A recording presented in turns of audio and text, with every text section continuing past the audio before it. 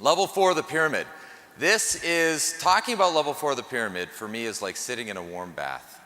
I love level 4 of the pyramid. That is my daily passion, and it's fascinating. When you look at level 4, hold on, let me back up a little second. Coming on stage after Greg Frost, talking about level 3, talking about action marketing, now I get to come out and talk to you about level 4 of the pyramid. So marketing, which I would perceive to be as the sexiest level of the pyramid, everybody loves marketing. Now I get to talk to you about operational systems, which I would also perceive to be the least sexy level of the pyramid. Coming on after Greg Frost, there's a little bit of change that's needed. I need your brains to shift just a little bit. Level 4 of the pyramid is different. It's completely different. When you look at the first 3 levels, when you look at essential knowledge, selling, presentation skills, and marketing, those 3 levels of the pyramid are about you, your skills, your abilities. How are you going to drive business? That's the first 3 levels of the pyramid. When you get to level 4, it's a ceiling. Loan officers hit it and they bounce off of it. They can't absorb it and grasp onto it because level 4 of the pyramid, it's not about you anymore. It's about your team. It's about your underwriter. It's about your processor. It's about your appraiser, your title company, your closer, your funder. There's a lot of people that have their hands on every single file that you've got to get to the closing table. And at the end of the day, if any one of them make a mistake, who does the client blame? Yeah. So who's responsible? We are. As mortgage originators, we are responsible no matter who's got the file, no matter who's doing what step in the process. When you look at Greg Frost's action marketing, trying to implement that, he talked about my business partner Ronnie and I 4 years ago went to a Greg Frost seminar and he talked about action marketing, except he talked about it for 4 hours. So imagine that for 4 hours. How much more information would he have given? If you look at what you just saw from Greg Frost, for me, when I first saw it, my brain turned into mush. How am I ever going to implement that stuff? I mean, let me try and pick one, maybe, but how would I ever get to that level of a system? And that was our barrier. And so 4 years ago, we started trying to implement it, and wow, did we implode. I mean, it was so bad, guys. You know, my best friend in the whole world, he and I are yelling at each other. Our processors are yelling at us. We're yelling at them. I'm yelling at my underwriters. They're yelling at me. Everybody sucks. Can't be my fault. I brought the loan in. It's your fault because you got to blame somebody. And we started this journey 4 years ago. And I've been in the mortgage business 7 years. So for my first 3 years, you know, I was doing the best I could, but it was really just my 3rd year in the business was really my first year for the 3rd time. I wasn't improving. 4 years ago is when a change happened, and that change, the catalyst to that change was I got a chance to sit in Greg Frost's 4-hour seminar. So the stress over the last 4 years, and that's, folks, this next slide, if there's one thing that I want you to listen to me, it's this next slide. Out of this whole 4 days, my contribution is this next slide, is what is the cost of stress? Over the last 4 years, I really need you to absorb, are we in a low stress job or a high stress job? High stress job, oh my goodness gracious. And what's causing the stress? To me, the stress is, it's not me. I'm a good guy, I can drive loans in. That's not the stress. It's what happens when I have to let go of the file, right? Aren't we all kind of control freaks? Don't we all kind of micromanage? And yeah, we micromanage the file, and as soon as you micromanage the file, how many files can you close a month? Which came first, the chicken or the egg? But the cost of that stress, the cost of that micromanagement. So the last 4 years, I want to show you what I mean by cost of stress. Would everybody agree that that's kind of what I look like today? That's a reasonable photograph. Here's what I looked like 2 years ago. Here's what I looked like 4 years ago. For God's sakes, don't follow my footsteps. Do you really want this to happen to you? I hope not. I hope not. Oh God, I gotta get that off the screen. That just depresses me. Okay, I'm over it. So what is your system? What are you doing every day? And this photograph to me is the average loan officer's system. What is your unique selling proposition? You know what I hear most loan officers saying? I'm always accessible. Call me, I'm always accessible. I see loan officers, while this session is on, out in the hallway on their crackberries. Right?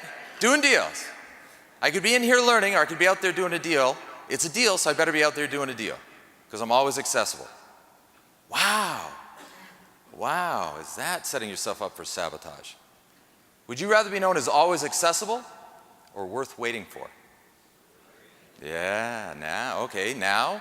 And I know you can't be that way, but if you could, what would that look like? It's amazing if you ask that question enough times and you make it a habit in your life. I know I can't do that, but if I could, what would that look like? So getting out of this mode, getting out of this always accessible. I had a top producing realtor and his partner, two top producing realtors, came to one of our seminars once and wanted to talk to me right after the seminar, but I was booked with somebody else. So I said, guys, I can't talk to you right now. And so they left. And then I came out of my meeting about 45 minutes later, and I called them, and they said, well, what are you doing for lunch? I said, actually, I don't have lunch plans, so come on back, and we'll go for lunch if you want. They said, we'll be right in. I said, what do you mean you'll be right in? Where are you? I said, oh, we're in our car. We waited for you in the parking lot. Realtors waited for me for 45 minutes in their car in the parking lot. Wow, wasn't that a change? Now, I'd love to tell you that that's normal, but I ran around the office doing high fives, and it was a good moment. You have realtors waiting for you in the car. It's like, wow, this is a defining moment. This stuff really works. So, not having a system, how does this affect individual loan officers, managers, processors, support staff? How much money does this cost you? Let's try and quantify this in dollars. By micromanaging your files as an originator. As a manager, allowing your loan officers to micromanage their files. You know, how many times have you seen managers with loan officers that are running the company instead of the manager running the company? The tail wagging the dog. You know, processors, what is their comfort level and their trust in the loan officers just taking a complete loan application? Talk to wholesale reps, wholesale account executives about their number one frustration with loan officers. We can't take a complete loan application. That's their number one frustration. So now imagine an incomplete loan application coming through your system and the stress that causes and the lack of trust that causes. So how does this affect? How much money does this cost you and your team? You know, to me, high stress also equals a lack of confidence. So if I'm going to go out and talk to real estate agents, financial planners, accountants, attorneys, insurance agents, and I walk in, and Tony Robbins did it last night. I walked in saying, hey, I'll do a good job for you. I've got great service. I've got great service. But my team behind me, they suck, but I've got great service. Right? How many times are you going to have a file blow up on you until your confidence just isn't there anymore? And do you think that your real estate agents, financial planners, accountants, attorneys, insurance agents, and other strategic partners, do you think they can feel that from you as you're talking to them? Do you think your clients can feel that from you as you're talking to them? That you don't have that confidence that the file is going to close on time with no stress? They can feel it from you. You may think you're hiding it, but you're not. They can feel it from you. So let's talk about a system, an example of a system. McDonald's, to me, is a great, great example of a system. When you walk into a McDonald's and you ask for a cheeseburger, what's the next question they ask? Would you like fries with that? If you're in Las Vegas or Minneapolis, doesn't matter. Next question they're going to ask is, would you like fries with that? I have the utmost confidence that that's about to happen to me. And I'm okay with that. I'm now accustomed to having that decision ahead of time, as most of us are. So people don't go to McDonald's because McDonald's has good food. Would you agree? I would never go to McDonald's with the assumption I'm going to get good food. I go to McDonald's, well, actually I don't anymore, thank God, but people go to McDonald's because they know what they're going to get. Understand that. You go to McDonald's because you know what you're going to get because it's the same thing over and over. Your strategic partners, if they refer a client to you, do they know what they're going to get? Is there a consistency? Or are you winging it? Are you doing the best you can on every loan? Or is there an absolute non-negotiable consistency on every single loan? And that's a big part of my passion. If McDonald's can create a system for children, and let's really understand that that's what that is. When you look at who's running the largest, most successful restaurant franchise company in the world, it's children. Walk into a McDonald's, who are you talking to behind the counter? These are kids whose parents can't get them to clean up their bedrooms. But they're running this massive conglomerate. Why? Because there's a system. It's quantified. It's scalable. You can replicate it, you can teach it, you can hold people accountable to it. It fascinates me that as an industry, we are systemless for the most part. For the most part. So have you created clear role definitions? Do you have written job descriptions for your processor? Have you even met your underwriter? I'm always fascinated how many loan officers I talk to who have a favorite underwriter who they've never met. Think about relationships going deep instead of wide. Right? How have you never met your underwriter? If you don't have written job descriptions for your appraiser, for your title closer, I mean, written job descriptions, what are your expectations on every single loan? Now, I'm saying this to you and saying, oh my goodness gracious, I have to create written job descriptions for all these people? No, they're already created. They're on Toolbox, and just download them. But implement them. But implement them. So I'm going to use this as an example of somebody so that you can put this into perspective for you. So what does this mean to you? So you walking into a real estate agent's office is the same as an appraiser walking into your office. Okay, so you walk into a realtor's office and you're saying, hey, I'm a great loan officer, I got great service, I got great rates, I got this, that, and the other thing. Send me a client and I'll do a great job. Right? What is an appraiser doing walking into your office? Hey, I cover this area, this is what I charge for an appraisal. Send me a client, I'll do a great job. I know you got your favorite appraiser, but I'd like to be your number 2 appraiser. Right? It's the same cycle. It's a food chain. Okay? So what if I could tell you right now that if I were to switch careers, right now on stage in front of you, I'm going to switch careers, I'm going to be an appraiser, and I could get all of your appraisal business in one visit right now in 2 minutes, and you will send me every appraisal that you're ever going to order for the rest of your career in 2 minutes. And if you could replicate that to real estate agents, would that be of value to you? Let's give it a shot. So as a mortgage originator, me an appraiser, and I'm going to assume that I got a meeting with you and I'm in having coffee with you. I want to help you understand that why people do business with me is that it's not about me. I'm just a simple appraiser. Why mortgage originators choose me to do their appraisals is because of my system. Let me explain to you how my system works. When I walk up to a house, when you order an appraisal for me, and I walk up to the house, I'm going to be dressed in a uniform. I'm going to be in khaki pants and a company golf shirt, and if it's cold out, I'll have a company logo on my jacket. Because what I've learned is that when I go to the home to do an appraisal, typically it's the woman of the house that's going to open the door, and I want her to feel comfortable that I'm expected and that she knows who I am. Because I don't want her to be uncomfortable opening the door for me. So that's step 1. Step 2 is when I go into the home, I'm not going to ask if I should take off my shoes. I will immediately take off my shoes out of respect for the home. Step 3, the homeowner is going to try and, let's say, bribe me to try and beef up the value of the house, not realizing that that's probably not going to work, but they're going to ask me if I want cookies or coffee or, niceties. And in Minnesota, it's really important that you do that. That whole Minnesota nice thing is real. They take it very seriously there. So most appraisers in that moment would not want to put that homeowner to work or create a bother, but I understand that they've just extended to me hospitality, and me turning that down is somewhat insulting. So I'm going to graciously accept that hospitality. I'm going to have the cookie and I'll have the cup of coffee and I'll have a nice little chit chat. Afterwards, as I walk around the house with my clipboard taking notes, the homeowner is going to want to show me all the little things they've done to the house that they perceive have increased the value of the house, but you and I know haven't done anything to the value of the house. Most appraisers will dismiss that and say, well, it doesn't really have an effect to the house. I am going to take notes.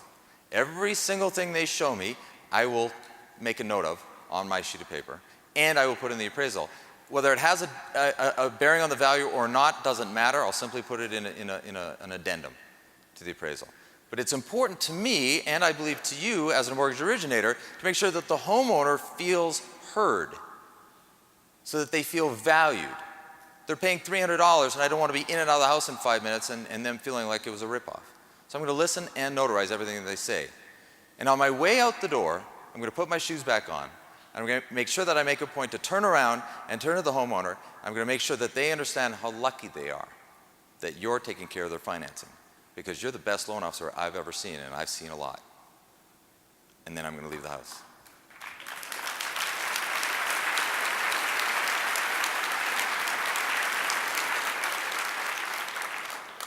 Now, I want you to think to yourself right now, do you want me as your appraiser?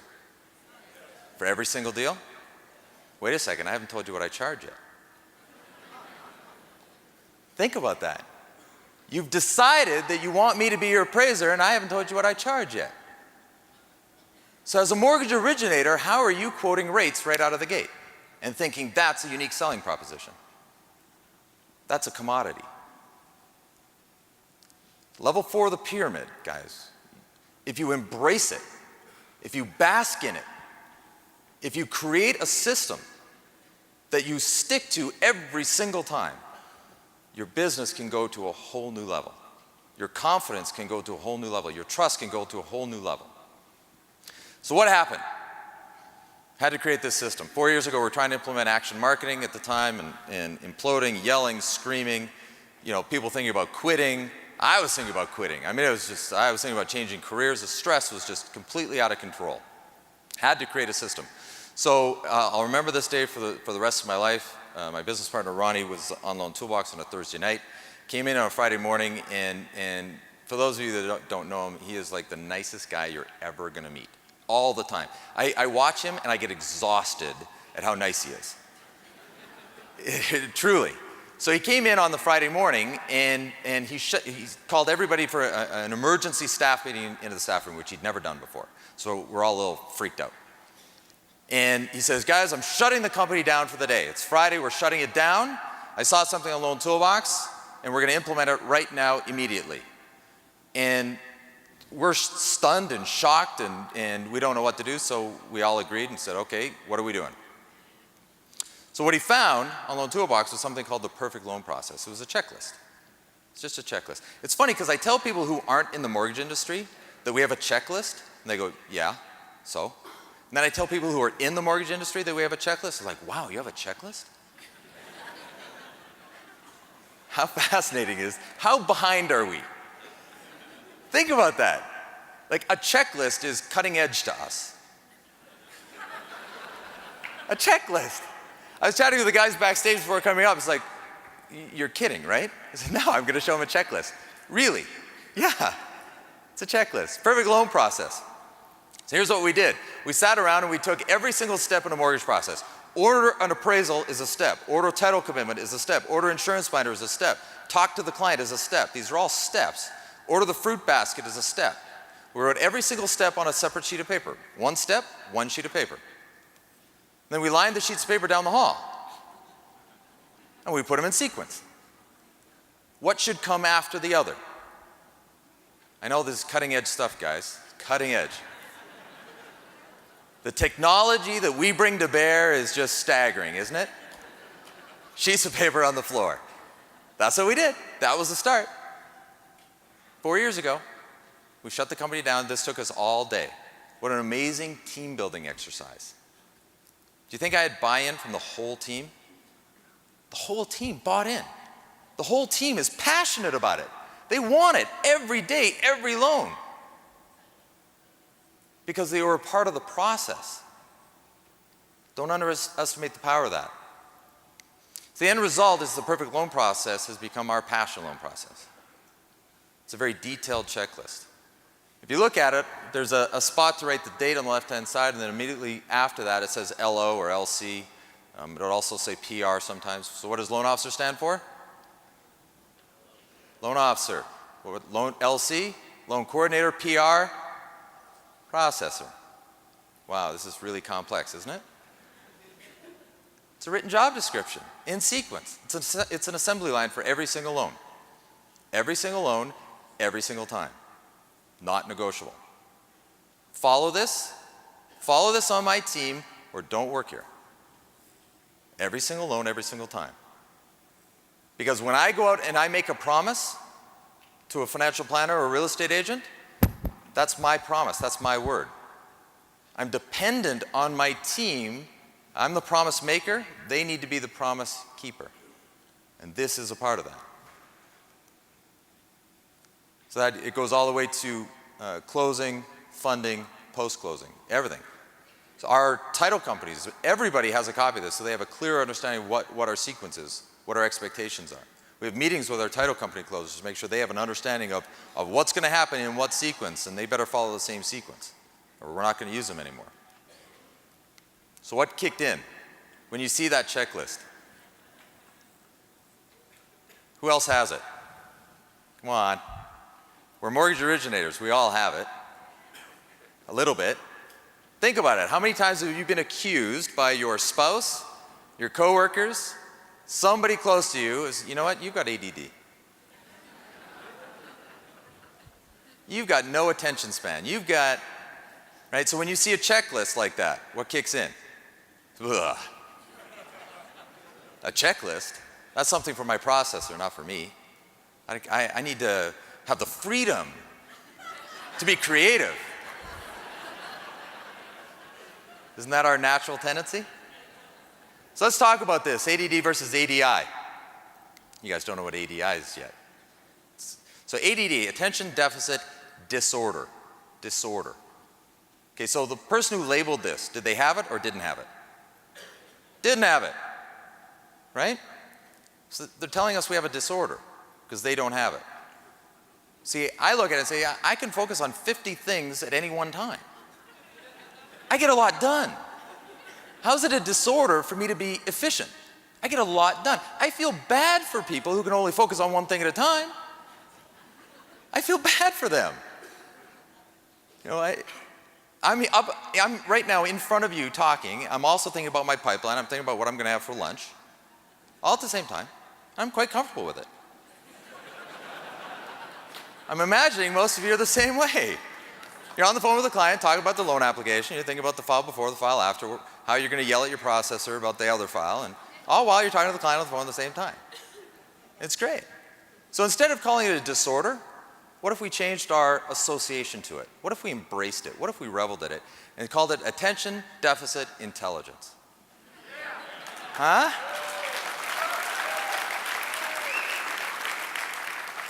There's a responsibility that comes with that, though. Is that you need to surround yourself with people who don't have it. And then you need to honor and cherish them, not yell and scream at them.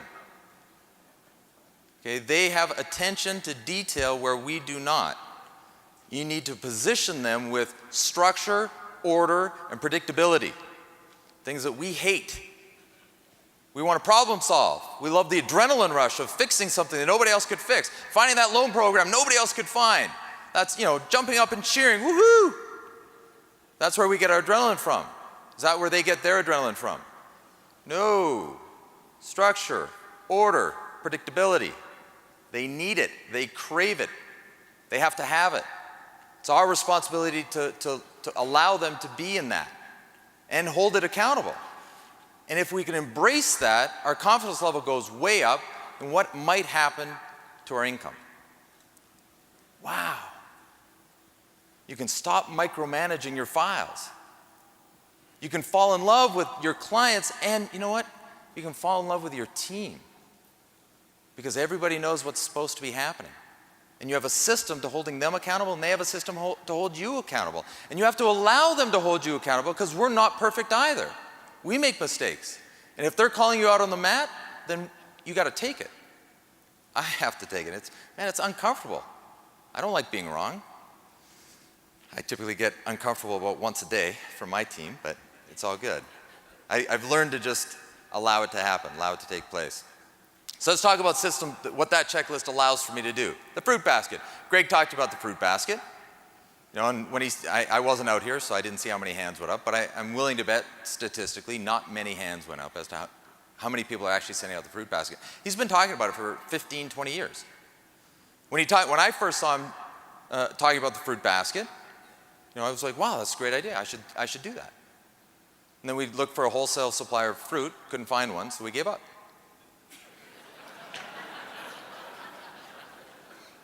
Because, you know, Albuquerque's a different market. They have wholesale fruit distributors there. We don't in Minnesota. So, it doesn't work in my market. It works in Greg's market, doesn't work in my market. Yeah, okay, that's just, it's silliness, right? So, finally, we found a grocery store 2 blocks away from our office. Had a meeting with the produce manager. They got a fax machine in their back room. We fax our orders in, they prepare the fruit baskets, and they come over. But how do I know that a fruit basket is going to go out on every single loan every single time? Every single loan, every single time, because it's on the checklist. It's on the checklist. Upon loan approval, it's in sequence. There's a line item that says, loan is approved. Next line item is, send fruit basket. Then my computer gets programmed to make the follow-up phone call. There's a sequence that has to come with this. You contact your fruit vendor, you set it all up, but folks, if you do not follow it up with a phone call asking for business, you are a fruit distributor, not a loan officer. Don't do that. The point of the fruit basket is to get the referral. So if a real estate agent drives you a client and you send the fruit basket and you get a referral from that fruit basket and you're able to take that referral back and give it back to the real estate agent who referred you the original client, what just happened to that relationship with the real estate agent? How are you not, folks, seriously, how are you not sending the fruit basket? How are you not? Find a grocery store within a half-mile radius of you. Walk in, introduce yourself to the produce manager, find out their fax number, create a form, which you don't even need to create, it's on Loan Toolbox. The script as to who to call is on Loan Toolbox. You know, you just have to do it. You have to make sure that it's implemented every single time. Because if it's not implemented every single time, you don't get the same buy-in. You don't talk about it with your real estate agents and your financial planners and your clients in the same way, because it might happen and it might not. Your confidence level has to be really high, which means it has to happen every single time. System number 2. Where did I get this from? Greg Frost. Yeah, Action Marketing. And he talks about the biggest compliment you can ever pay Greg is to simply steal his ideas and implement them. Right? So how do you think he feels about me? He loves me. All I do is steal from him. It's a great relationship. It's a great relationship for me. He gets the adrenaline because I'm actually implementing what he teaches. That's his take. So calling the seller upon receiving the purchase agreement, how are you not? Purchase agreement comes over your fax machine. You've got the seller's name and their address. All you have to do is look up their phone number and call them. How are you not making that phone call on every single loan, every single time? And the number one excuse I hear from people, and let's be clear, it's an excuse, is I'm busy. I'm busy. I'm too busy. I got all these fires I got to deal with. Why do you have fires? Because there's no system. Right? I'm too busy to create a system because I got all these fires. Definition of insanity. Doing the same thing over and over, expecting different results. Number 3, weekly faxed realtor loan status reports. So this is a great story. So Ronnie and I come back and we're asking our support staff, our processors and our ops manager to send out the handwritten weekly status reports that Greg shows. So what do you think their response was? Hey guys, we need you to do more work. We're not going to pay you more, but we need you to do more work. Did we get team buy-in on that one? No, not even close. So, and Ronnie and I are looking at each other going, I don't get it. This is going to help us get more loans. Why don't they see that? Because what support staff need is structure, order, predictability. That's it. That's what they need. Stick within that. Say, okay, hold on, let's define this within structure, order, predictability. What we're asking you to do is do a form so that it goes out to the realtors once a week so that we don't get inbounds with fire so that we can go out and get more loans because our confidence level will be high. Therefore, more loans will come in. Your compensation is based on a per loan file. Therefore, you will earn more money. Oh. Sorry, we thought you were just being lazy and asking us to do your job for you. Okay, no, thank you for the clarification. It's not what we're asking for. So now, if you have somebody who is amazingly gifted with attention to detail, and you give them the freedom to live within that, what might happen? So our operations manager, Kristen, who's here, by the way, and I'm going to embarrass her in just a second. I don't know if she's in the room or not, but so Kristen is looking at this handwritten weekly status report, and she's just not liking it at all. It's inefficient, it's time-consuming, it's just not working for her.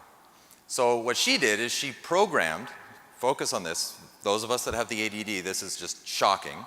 She programmed Point, Calyx Point, to automate it.